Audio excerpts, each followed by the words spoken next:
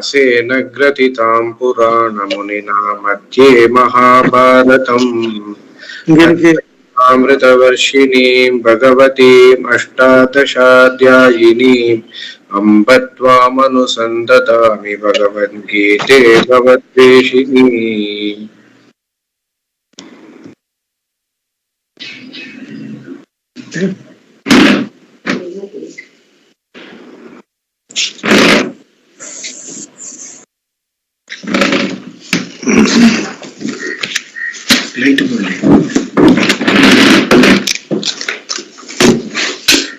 Om Swamiji.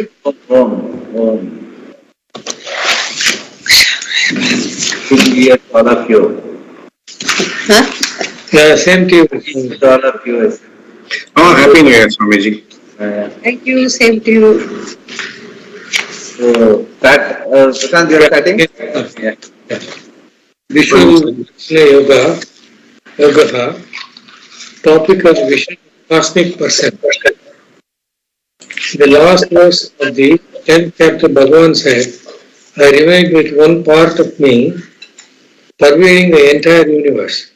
Ekam Shena Shena aham stitaha. Ekam Shena, one part. Yeah. On the basis of this, there is a new request by Arjuna. And Bhagavan says, I remain in the form of this entire world.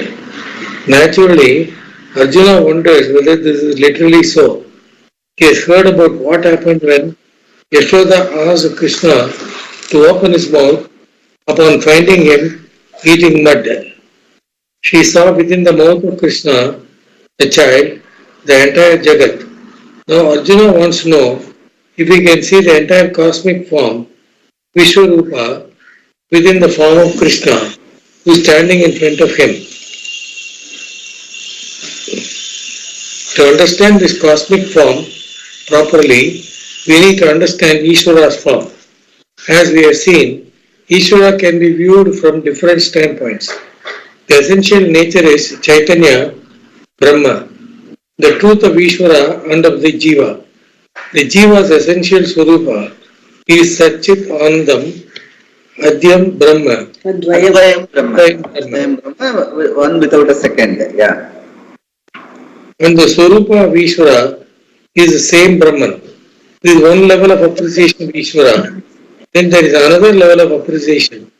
Ishvara as the same Brahman, conditioned by Maya, as the one who is the Jagat Karana. Definitely pure limitless consciousness, Brahman cannot be Jagat Karana unless there is some other power available for that Brahman. As a Jiva looking at this universe, we naturally seek the cause. Kriti reveals that the cause is Brahman, not pure Brahman, but Brahman with certain power. In order for Brahman as Ishvara to have the status of creator of everything, omniscience and the appropriate power are necessary. Appropriate power means a power in keeping with the nature of the Jagat. Whatever is the order of reality of the world, the same should be the order of reality of the power that creates it. When we analyze this creation, we find it is mithya, and therefore there must be a mithya power which has created it. That power is called Maya. Mithyatva is defined as Adhyasthana, Ananyatva. Anything that is mithya has no independent existence. It always depends upon the Adhyasthana on which it seems to exist.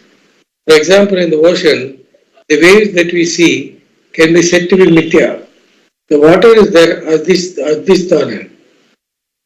The wave has no existence apart from the water. This nature of being not different from the Adhisthana is called Adhisthana Ananyatva. That means the mithya creation by definition has no independent existence apart from Brahman. Its cause Maya also fulfills this definition, being not independent of Brahman. Since you see Jagat here, Brahman seemingly conditioned by Maya is looked upon as Jagat Karana. How do you know? The pramana for it is only Shruti. That Brahman is the cause of creation is revealed by the Shastra.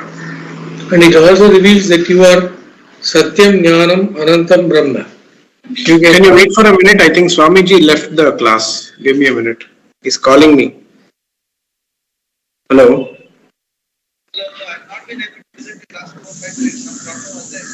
Okay, Swamiji. Yeah, sure. Okay, Swamiji.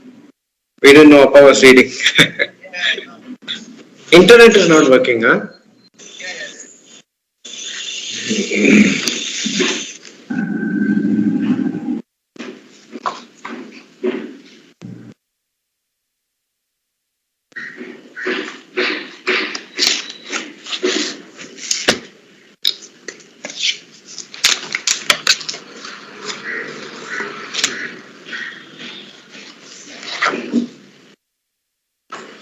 मुझे बेटा भूले जाए नहीं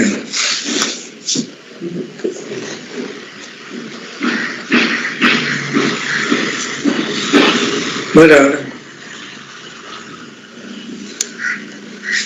मैं बस cut गया அவனு free ஆயிட்டான் இதாவது என்னப்பா ஆச்சு Swamiji is coming online. Wait பண்ணுங்க கொஞ்சம். நீ என்ன பண்ற நடுவுல? நான் ஒண்ணுமே பண்ணலையே. Wait for Swamiji. போன் வச்சிட்டு இருக்கேன். Swamiji is still online.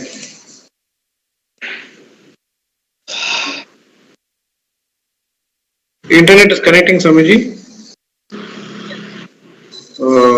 Okay.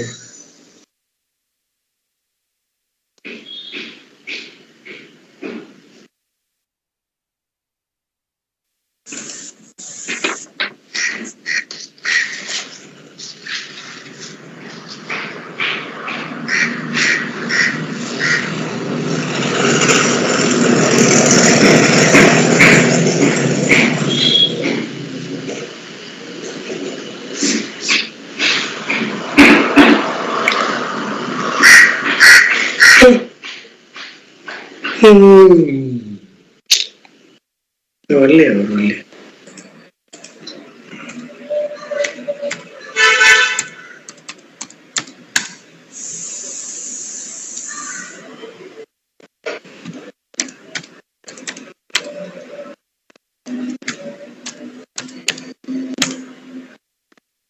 எந்த லாங்குவேஜ் டைனிங் டேபிள் இது என்ன லாங்குவேஜ் சான்ஸ்கிரிட் எடுத்திருக்கு சான்ஸ்கிரிட்ல இல்ல ஆமா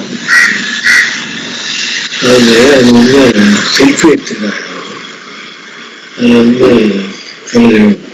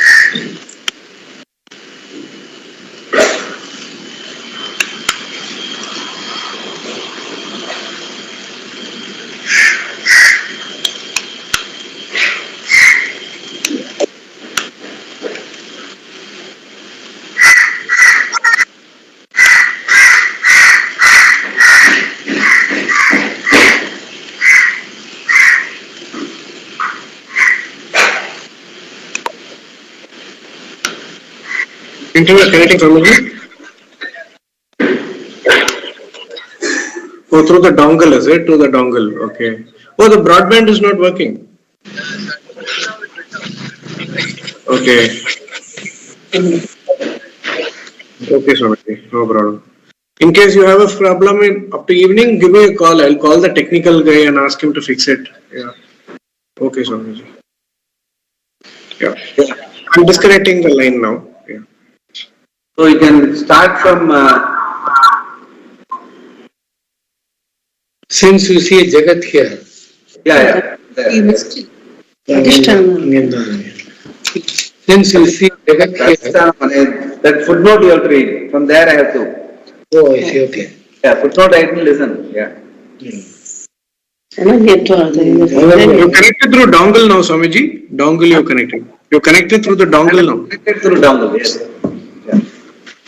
Anything that is mithya has no independent existence. It always depends on the adhisthana on which it seems to exist. For example, in the ocean, the waves that we see can be said to be mithya. The water is there, adhisthana. The wave has no existence apart from the water. This nature being not different from the adhisthana is called adhisthana ananyatva. Yeah, very, very important. Like basically, see, the mithya is only a reality word. In the sense, it doesn't say it is not available for vyavahara. Jagat is available for vyavahara, everything is possible. But the reality is it is changing all the time. The changing is called, the technical word for changing is mithya. But even though we are transacting with the changing and all that, there is that aruchi. Aruchi meaning, once we understand that it is going to be changing, it is not shashvatam, we are not very comfortable with it. We want something very shashvatam. Because we are interested in satyam. Satyam is our, we are interested in. Even though we don't spell it out like that, as long as it is available, useful, and it is available for transaction, it gives me some temporary pleasure and all that, we live with it. Okay, that's how it is. Like that. Life is like that. But we always have at the back of the mind, whatever we have in life, we want to have a sashvata in that. Because we don't know what is the sattva, we are getting along, getting by with what is available. So once we know what is satyam, and that is right now available, in the sense right now satyam is what is our reality. Everything else is mithya. Changing is the reality of everything we do, everything we transact with. And satyam is our reality.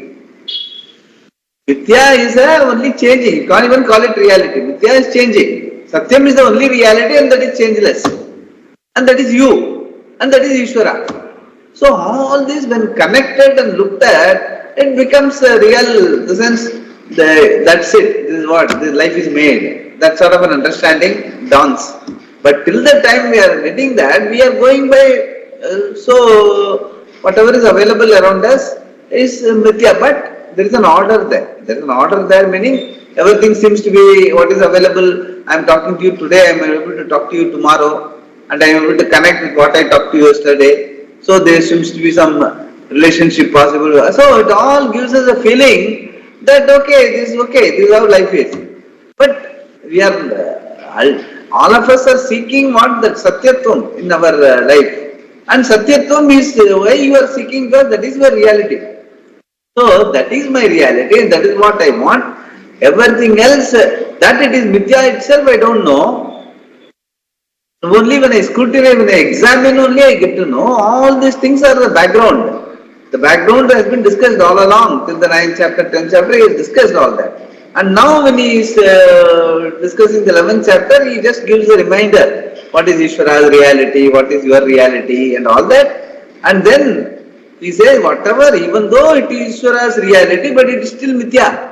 Even though Ishvara's creation it is still mithya. It is not satyam. Because why mithya is defined as adhisthana ananyatvam, meaning mithya, the word, the creation and its the cause for its creation, both must have the same level of reality. So if your creation, what you transact with, is changing all the time, the cause through which this creation is put into place, that also cannot be different. Karyam and Karana both are ananya, in the sense they cannot be separate. The same level of reality in Karyam will have the same level of reality in Karana. But we know that Ishvara, Brahman, Jiva are all Satyam. Then how is it? That is why the word Maya is introduced. Maya is the Shakti with which Bhagavan or Ishvara or Brahman is making a life appear to you, a changing life appear to you. The language itself changes. In the sense, they don't say creation is, creation appears. The appears meaning it will change. And what is the cause with which this created? That also has to be changing cause only. A changing cause only can give you a changing effect. And that is what is called Vidya, and that is that the Shakti is called Maya. Maya, you really know the etymology of it, which we have discussed before also. What is not there but appears. Yama sa Maya. So naturally it all fits in. The Karanam and the Karyam fits in. Both are changing all the time. The changing Shakti, changing reality is created. So that once that cognition is clear, then naturally we will say if everything is changing from what is the Adhara, what is Adhisthana? The Adhisthana is you, Satyam and Ishvara. All that is being told now. And then he wants to know what is he says that I understand what all you say, but still, since you say you are only one part of the whole thing, I would like to see that. That's what his dialogue is all about now. Yeah, read for it. That means the Mithya creation by definition has no independent existence apart from Brahman. Its cause Maya also fulfills this definition, being not independent of Brahman. Since you see Jagat here, Brahman seemingly conditioned by Maya is looked upon as Jagat Karana. How do you know? The pramana for it is only the Shruti. That Brahman is the cause of creation is revealed by the Shastra. And it also reveals that you are Gat Satyam Jnanam Anantam Brahma.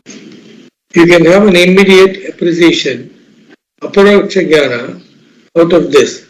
Then the problem is to account for the world. For the creation of this world, there must be an inherent power that has the same degree of reality as the Jagat. That Brahman gains the status of Jagat Karana through an inherent power Maya is also known for certain only through Shastra. Though the existence of the power Maya can also be accepted by a supporting inference. Therefore, the same Chaitanya that is the common basis for Ishvara and the Jiva must have Maya to make it the cause for the creation. In so many words, the Shruti says, may one know that Maya is the material cause that undergoes a parinama, change, to become this Jagat. And this Maya has no independent existence of its own. It is Brahmashraya. Brahma Ashraya. Brahma Ashraya means dependence. It depends on Brahma. So Brahma Ashraya. Brahmashraya. Therefore, the Shruti says, Mayam tu Prakriti, Mayam tu Prakritim Vidyat, Mayinam tu Maheshwaram. Yeah. Mayinam tu Maheshwaram. Swetara Upanishad. Sweta Swatara Upanishad. Yeah. I find this Jagat is Mithya, and for that there must be a Mithya Karana. This is an Anumana, inference, and it helps us to assimilate what the Shruti says. Thus we have two forms of Ishvara. One is Suddha Chaitanya, pure limitless consciousness. The second, Maya Avichinna Chaitanya. Is there a third?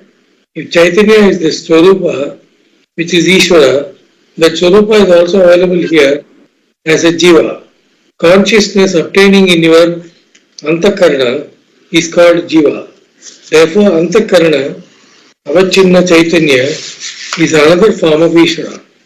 Chaitanya conditioned by Antakarana is an individual Maya, Pramata. This is another Rupa.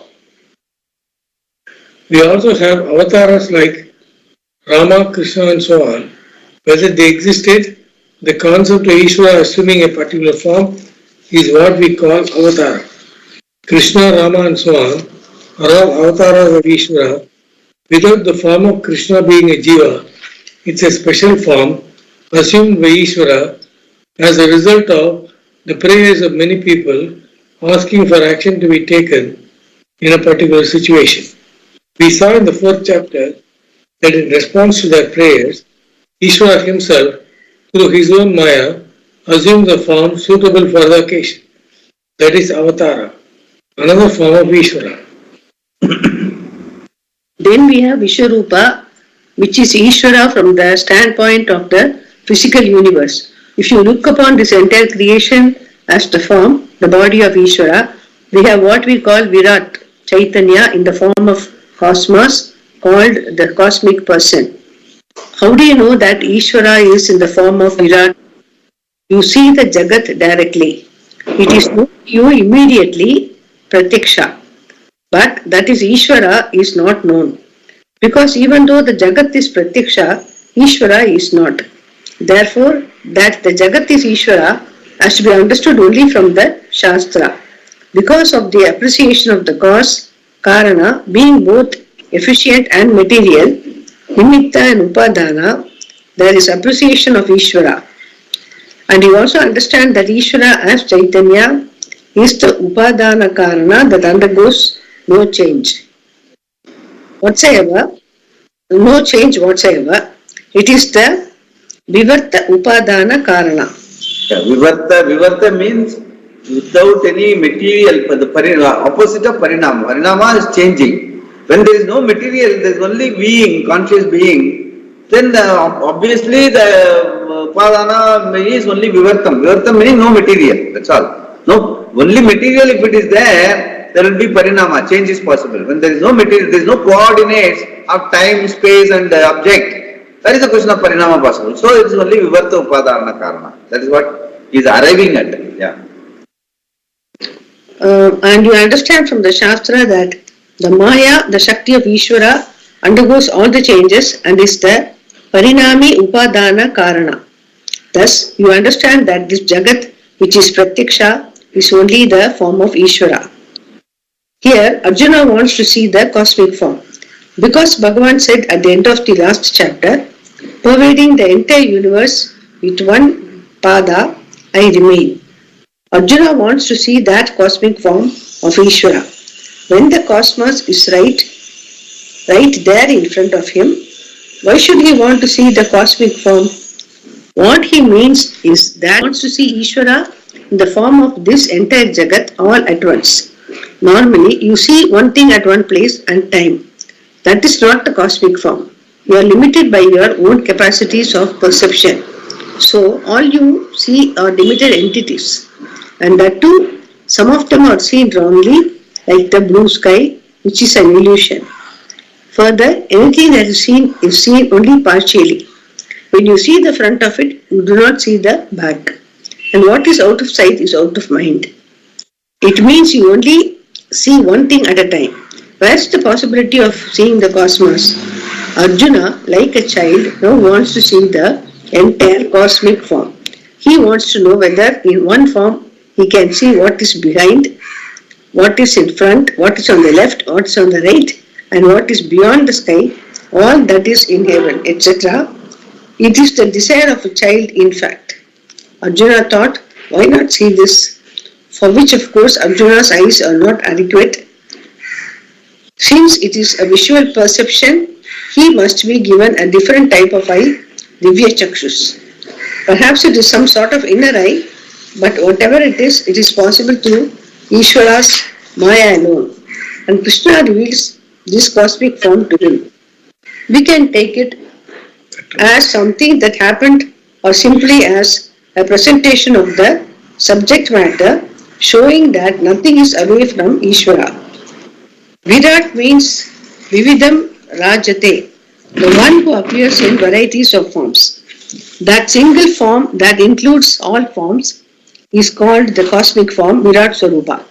It establishes that nothing is outside Ishvara, and upon appreciating that, you discover in yourself a devotion to Ishvara. This is the topic of the next chapter, Bhakti Yoga. Because of the appreciation of this cosmic form, you can understand that Bhagavan is in charge of everything. This does not mean you do not take responsibility for what you do, what you are. In fact, the law of karma helps you take the responsibility for your lot, your parentage and so on, and happily accept it, not passing the blame to anybody. You accept responsibility for what you are because of past deeds. Other forces might have contributed to what you are, but at the same time, you understand that you have a free will. You can add to or reorganize yourself, be an emotionally fragile person or a person who refuses to be fragile. All this is in your hands. At the same time, as an individual jiva, you are not in total command. This appreciation Controls. at the same time, as an individual jiva, you are not in total control. Actually, Swamiji, we were looking into, there was an article in Business Outlook about number of cases where someone has said something about someone and they have filed a case about them. They count up to 4 lakh or 7 lakh actually in High Court and Supreme Court. I think if people were to read this and understand this better, those many cases can be quashed right away. Definitely, yes. It's all basically, no, that's what here himself he says. Even if you are, unless, even to see the Vishwarupa, it's not possible. You want to, likewise, that is why we do Pradakshinam of Bhagavan also. We are apologetic to Bhagavan. At the same time, I cannot see your front and back. So after having done the darshan of your front, I go and see behind. So that's why I do the Pradakshinam. So that is our limitation. Where is the question of seeing the entire cosmos? You can't see what is in front, and even mentally also, you cannot, out of sight, out of mind. All those limitations are there. So it's only like what he has clearly said, just only to a childlike enthusiasm to see Bhagavan in the Vishwarupa. That's what. And that is why he shows that also, and later he explains what is it. It's a futile exercise to do this. So he will come back and say that. Oh, let us see. Yeah. This appreciation of the cosmic form does not create a reverence Does create a reverence for Ishvara. This appreciation of the cosmic form does create a reverence for Ishvara. It is described very beautifully and poetically here, creating a word picture that brings all the heavens down within your perception, all the heavens and the people therein in one huge is not the word, cosmic form. It includes everything. In spite of that, Arjuna somehow misunderstood and sees himself as an individual separate from the whole. This we understand because he gets frightened. Seeing the form, he finds the wheel of time destroying everybody. In the description there is a continuous dissolution, samhara, and evolution, srishti, going on. If you see all this, it is something like seeing the microscopic changes that take place in your own body as it ages. You will be frightened at all that takes place. You will be frightened at all that takes place. This is what happens to Arjuna. When he sees this cosmic form, he finds the people within the jaws of death because Lord Death itself is Bhagavan. They are all being masticated in the jaws of death, the process of change. He finds them sticking within the grip of this big mouth. There he sees the battlefield, his own people, and the people he thought were outside of him. All of them he finds within one form. Nothing is outside. But somehow Arjuna managed to see himself separate from the cosmic form and got frightened. To say I am this cosmic form, you have to see from the standpoint of Sat Chit Ananda Atma. Otherwise it becomes purely magic as it is for Arjuna. This magical vision of the cosmic person is created purely by the grace of Krishna. After seeing this, he says, Bhagavan, I am really frightened. So please assume your old form. As he requests, Krishna comes back to the smiling, easily manageable form that he was. Otherwise, how will you manage this Krishna? Whom will you address? What will you call him? So he comes back to the particular form that Arjuna and others were used to. This is the sum and substance of the 11th chapter. Shankara introduces it saying that the glories of Bhagavan have been told. Though only a few of them were mentioned, the list was complete enough to appreciate the magnitude of Bhagavan's glory. Arjuna's attention was caught by Krishna saying, "1/4 of me pervades the entire world. If the whole world is nothing but a quarter of Ishvara, 3/4 remain hidden. This has to be understood. As only the tip of an iceberg is visible while the rest is under water, so too here. Only this much is visible. The part that is not visible is the infinite nature of Atma, which obtains in the buddhi as aham. That you have to understand." Arjuna wants to visually see the cosmic form since Krishna had said that he exists in the form of Jagat. You can see through words, but Arjuna wants to see with his own eyes. Swamiji, he says aham, that part that is not visible is the infinite nature of Atma, which obtains in the buddhi as aham. So that magnitude for aham. Yeah, in a sense, actually including that even that part that is visible, even that is same aham only. Because the only substance, the reality is only aham. Atma, Ishvara, Jiva, all are synonyms, Brahman. Because it is the being. The being is the only reality. Whereas any form or anything that is circumscribed by time and space. And time and space itself is after Brahman. So time and space came after Brahman. Even if there is a creation which you see now, it came after Brahman. So that is changeless. Actually, time and the space are the coordinates of change. Whereas you are changeless. So the aham is not only the 3/4 but include the 4/4 also. You are only the only being is only you. And from that, even if something appears as Jagat, it is only even the Shakti which is saying is only a small portion of it. Whereas Ishvara and the Atma remains as changeless Brahman, the changes appear, like as I've been telling in my last class also, like when we get up, you are just the being. And from there, what comes up as the world is what you have left in the last night. Last night, whatever you thought is in your world, it comes back to you after when you get up. And that is only a very small part.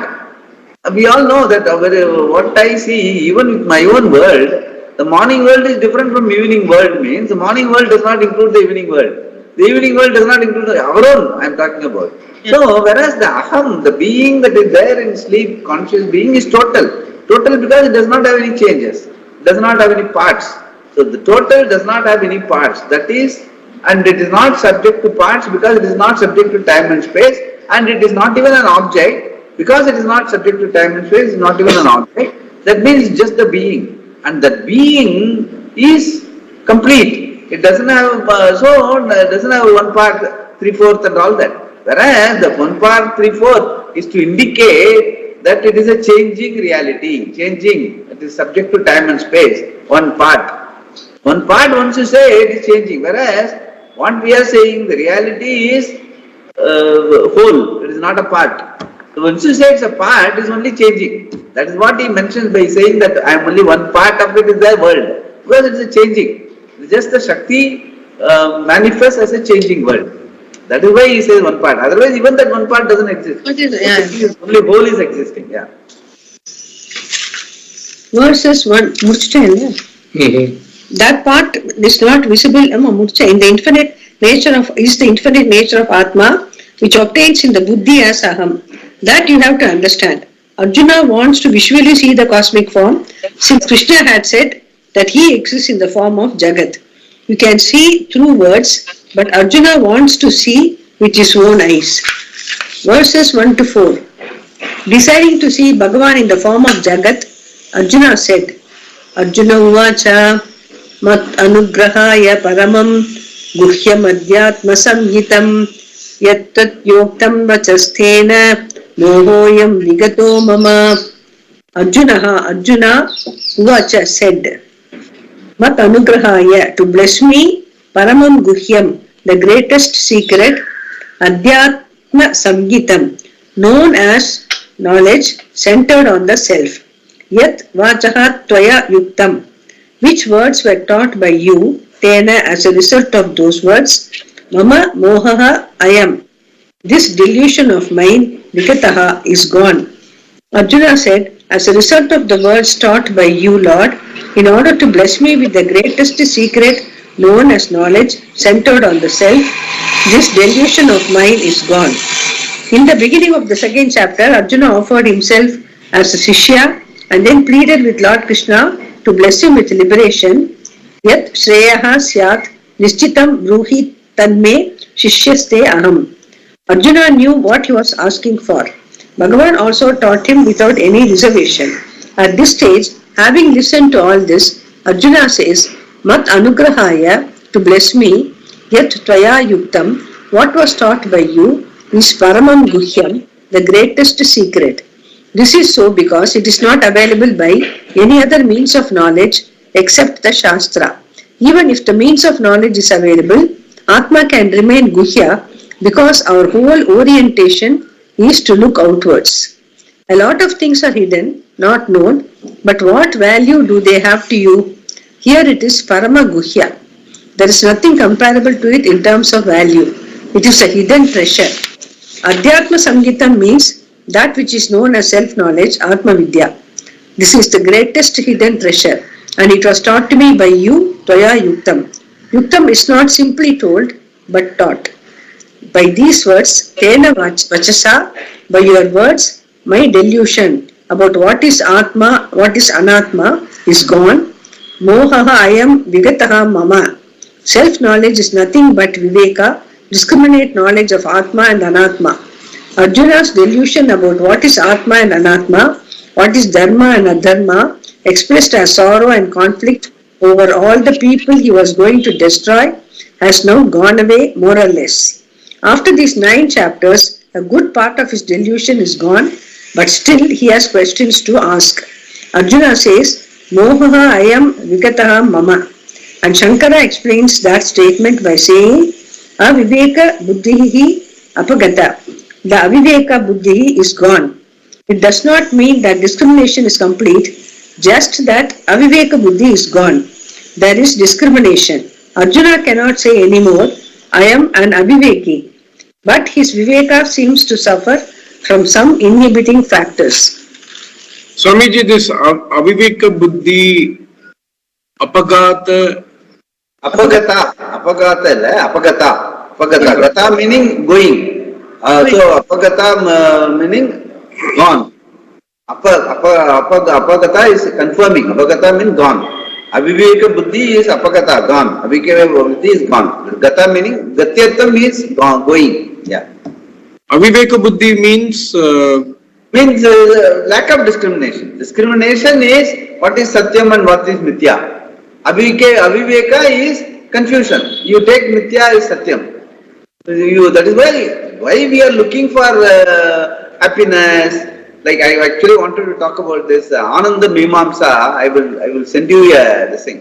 Last talk we had, no? Ananda, you were asking what is the Ananda, that various gradation of Ananda and all that, Vishaya Ananda and all that. There is one Ananda Mimamsa which I will send it to you on this thing, that the only Ananda or the Viveka that will make you understand complete is owning that completeness. Completeness is a reality. There is no second reality, Advayam, which you are talking about. Then, when there is no second, where is the question of differentiation between one thing and the other? The discrimination between Satyam and Mithya is dependent existence. Dependent. There is no Mithya second reality. And Satya is one reality and Mithya is second reality. No.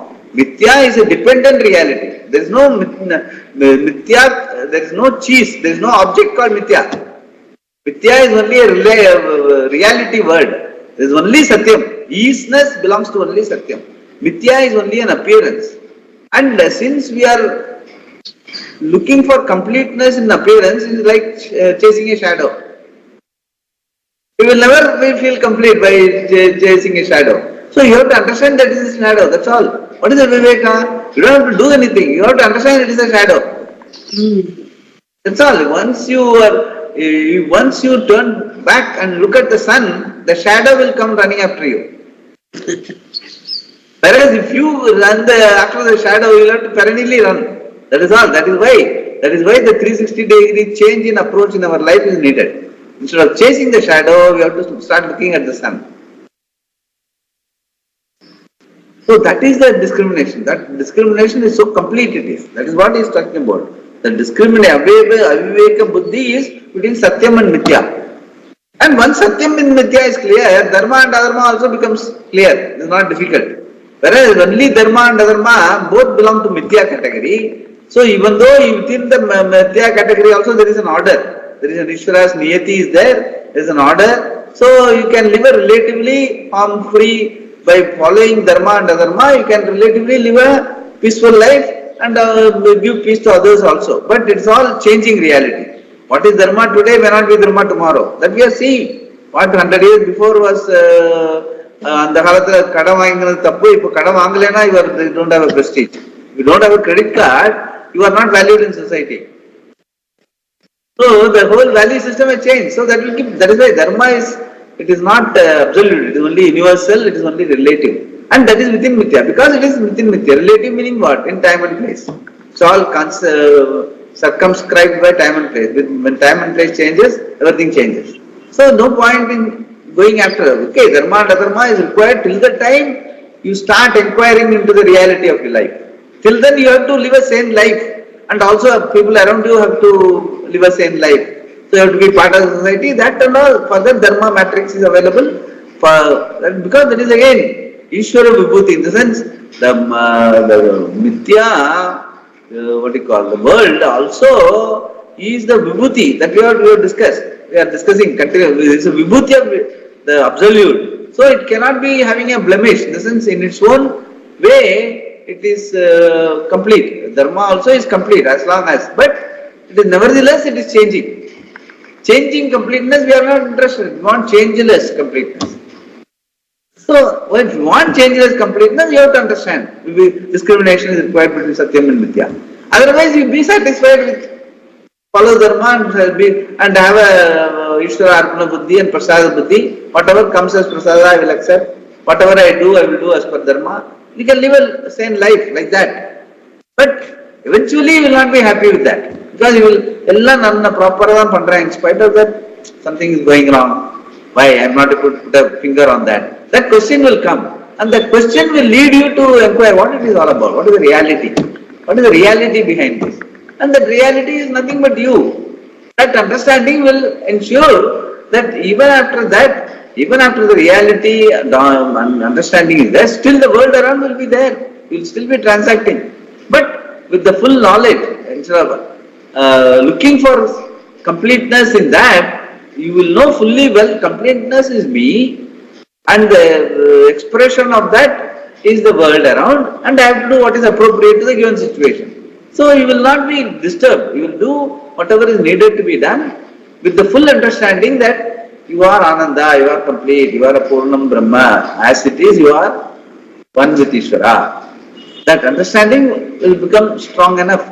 Now he says you have got the Viveka Buddhi, still there are certain doubts because all these janmas he has also lived like that, but in transacting Mithya. So for getting out of it now, from now on, all the values or all the things that are going to be talked about is to consolidate this understanding. That once the 12th chapter is over, thereafter 13 to 18 will be only consolidation. He knows now what is Tat and what is Twam. My reality and Ishvara's reality knows. But now how to ensure that I stay with it, that Nishtha will be described in the next 5-6 chapters. That is what he is now getting into. 11th chapter, 12th chapter, we will get into that, and 13th chapter onwards, we will consolidate that Nishtha. That is what it is all about. Yeah. Swamiji, this you said completeness is in me, and the whole that is the reflection of that completeness. So it's Mithya. Exactly, the whole thing. Even dharma, even punya, papa, dharma, adharma, everything is Mithya only. That's what I'm coming to that. So, if between dharma and adharma, if we perceive something to be adharmic, okay, is it right on our part to do all that, to say that this is adharmic, this is dharmic, all that differentiation? Differentiation is required because unless the society or wherever we are around is called our society, right? In our society, unless you don't tread on others' path and others don't tread on your path, then only sane living is possible. For you to have a sane living, matrix is necessary. But the understanding of dharma also, there can be an error. What is dharma for you may not be dharma for the other fellow. I'm asking, yes. So if that is interfering with you, you have to ensure that you have to have that forbearance, that endurance. That is why that Shama and Daya, that empathy and understanding why the other fellow is behaving like that, because of his background, because of his the way in which he has been brought up, or way in which his life has progressed. Because of that, he is not able to see the adharma in what he is doing. Whereas I am able to see it. So if you are in a position to explain to the other person, make him understand, you can make him understand. Otherwise, you have to ensure that you pray for him, and at the same time ensure that his adharma does not affect your dharma. So all these things you have to do. You have to take care that your dharma is protected, and because of his adharma, he is not getting into bad position. Pray for him, explain to him. If he is in a position to understand what you are saying, explain to him, get him out of the situation. All those things we have to do. That is why that serenity prayer is important. Like, let me have the serenity to accept things which I cannot change, change which I can, and have the wisdom to know the difference between the two. What I change, what I can change, what I cannot change, you must know the wisdom. You must have the wisdom. Very important. That is the most important part in that whole sloka. Right. Whole sloka. The wisdom to, there again that dharma, viveka is needed. That is also called viveka. The wisdom to discriminate between what I can change and what I cannot change. So equally important. So those are all required in your day life.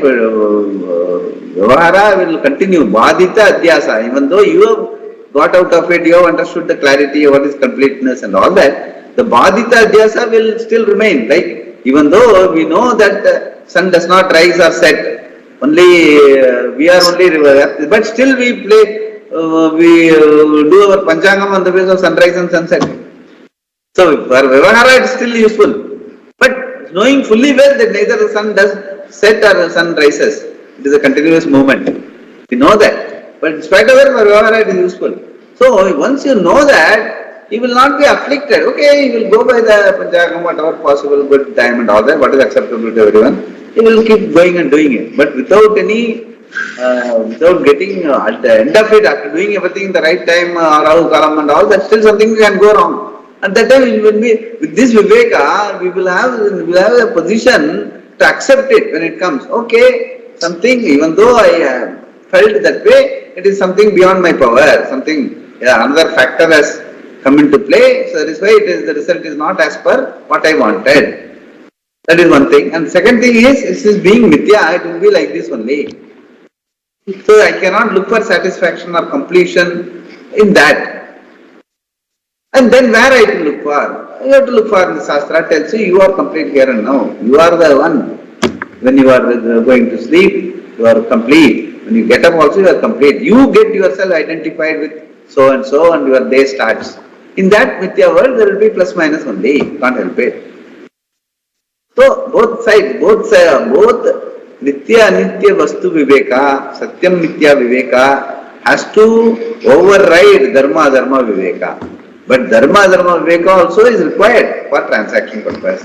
That also, for a sane living, that matrix is to be followed by everyone. Because 99.99% of the people, they look at this world as satyam only. For them, dharma is very important.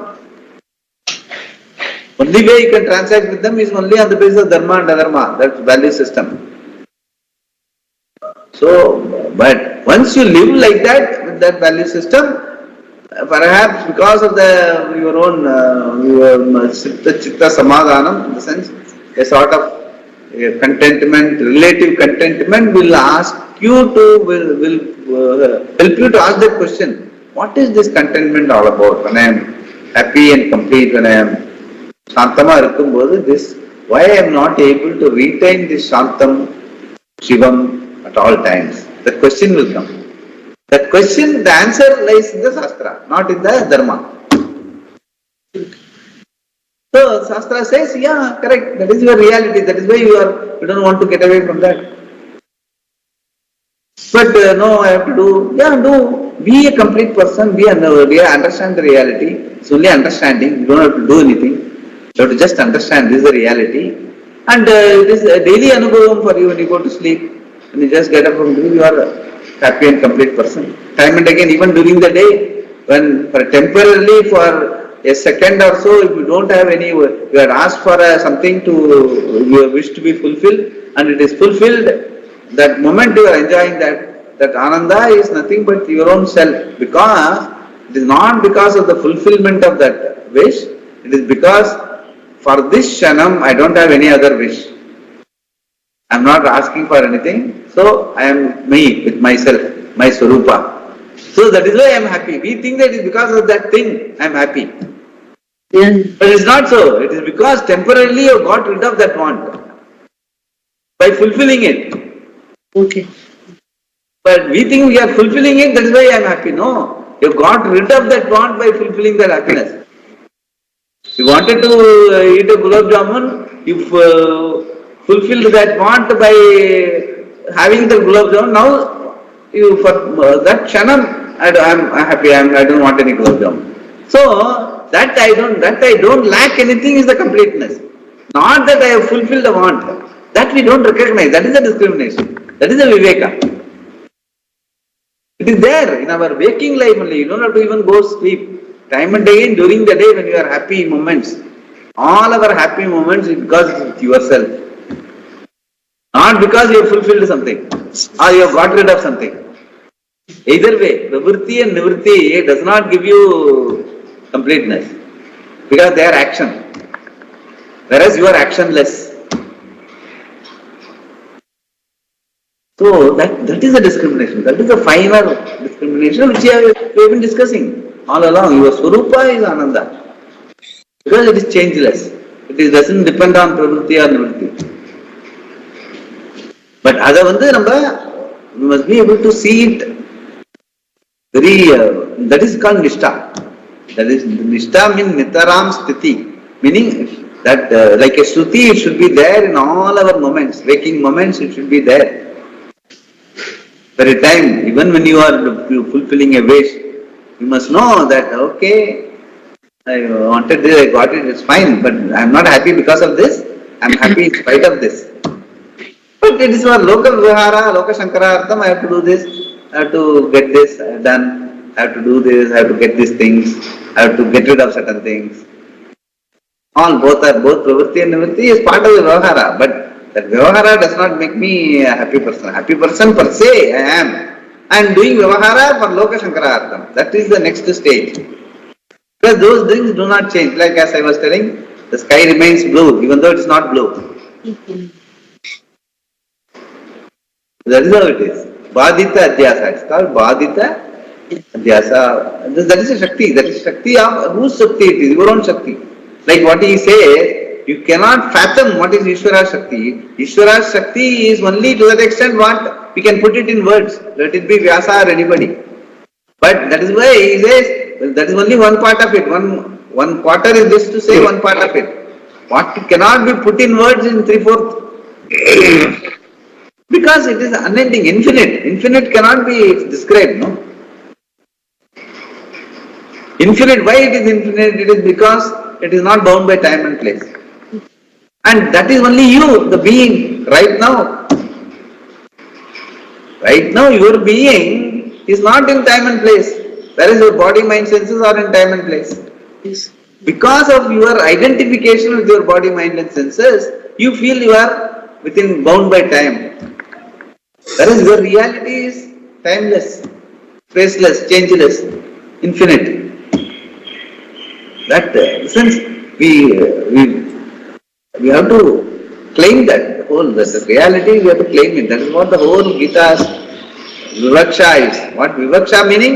What Gita wants to tell us is only this. Everything else is around that. How to live your life, navigate your life with Dharma, Karma Yoga and all that. That is to keep you going till the time you understand this.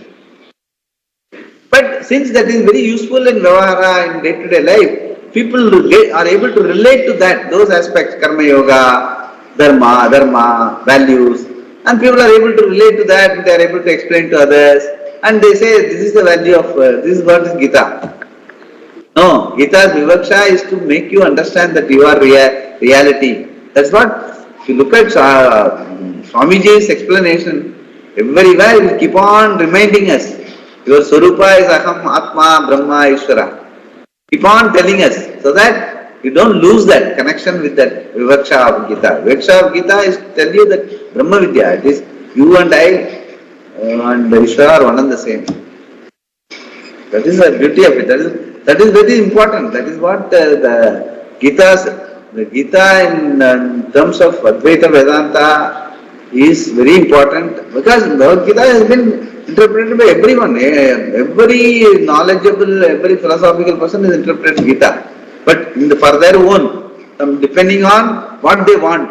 Like Mahatma Gandhi said, any time I had a problem in life, I could look at Gita and I get a solution for it. That is not the way to look at Gita. Gita, what Gita has to say?